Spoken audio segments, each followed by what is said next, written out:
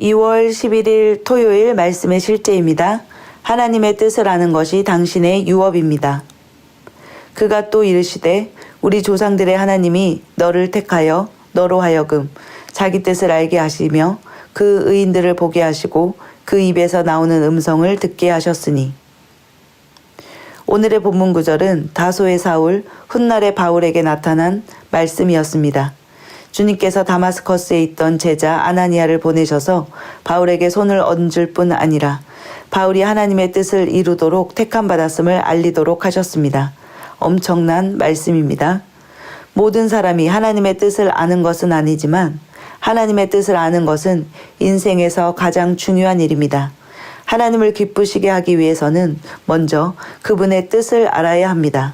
하나님의 뜻을 알아야만 그 뜻을 이루며 그 뜻대로 살 수 있습니다. 그래서 하나님의 자녀로서 당신이 해야 할 첫 번째 일이자 가장 중요한 일은 하나님의 계획이 무엇인지 발견하는 것입니다. 지금 그분은 당신에게 어떤 말씀을 하고 계시며 어떤 일을 하기 바라십니까? 당신은 이런 질문을 할 수도 있습니다. 하나님의 뜻을 아는 것이 정말 가능합니까? 과연 사람이 하나님의 뜻을 알 수 있겠습니까? 당연히 가능합니다. 에베소서 1장 9절을 읽어보십시오. 그 뜻의 비밀을 우리에게 알리신 것이요 그의 기뻐하심을 따라 그리스도 안에서 때가 찬 경륜을 위하여 예정하신 것이니. 예수님은 이렇게 말씀하셨습니다. 천국의 비밀을 아는 것이 너희에게는 허락되었으나 그들에게는 아니 되었나니. 아버지의 뜻을 알 수 있는 것은 당신의 유업입니다. 주님께서는 골로새서 1장 9절을 통해 당신을 향한 열망을 나타내셨습니다. 모든 신령한 지혜와 총명에 하나님의 뜻을 아는 것으로 채우게 하시고 당신은 그분의 말씀을 공부함으로 그분의 뜻을 알 수 있습니다. 하나님의 말씀은 그분의 뜻에 대한 계시입니다. 당신이 말씀, 곧 아버지의 마음을 공부할 때 그분의 생각, 계획, 목적이 당신에게 드러납니다.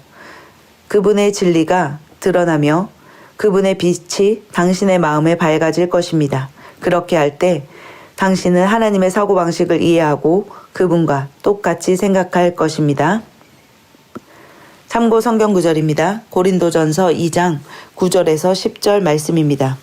그러나 이것은 기록된 바 하나님께서 자신을 사랑하시는 자들을 위하여 예비하신 것들은 눈이 보지 못하였고 귀가 듣지 못하였으며 사람의 마음에 들어가지도 못하였도다 함과 같으니라. 그러나 하나님께서 자신의 영으로 우리에게 그것들을 계시하셨으니 성령께서는 참으로 모든 것, 즉 하나님의 깊은 것들을 살피시느니라. 우리는 하나님의 뜻을 알 수 있습니다. 우리 안에 지혜와 진리의 성령께서 거하시기 때문입니다. 우리가 하나님의 말씀을 사랑하고 밤낮으로 공부할 때에 우리 안에 계신 신령한 지혜와 총명이 성령님을 통하여 드러내고 나타내게 됩니다. 우리가 하나님의 말씀을 성령을 의지하여 성령을 따라 공부할 때에 하나님의 생각과 계획과 목적이 우리의 삶에 드러나게 됩니다.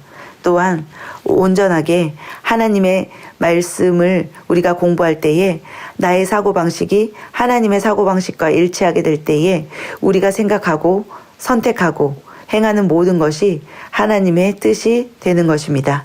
우리는 하나님의 뜻을 아는 것으로 살아갑니다.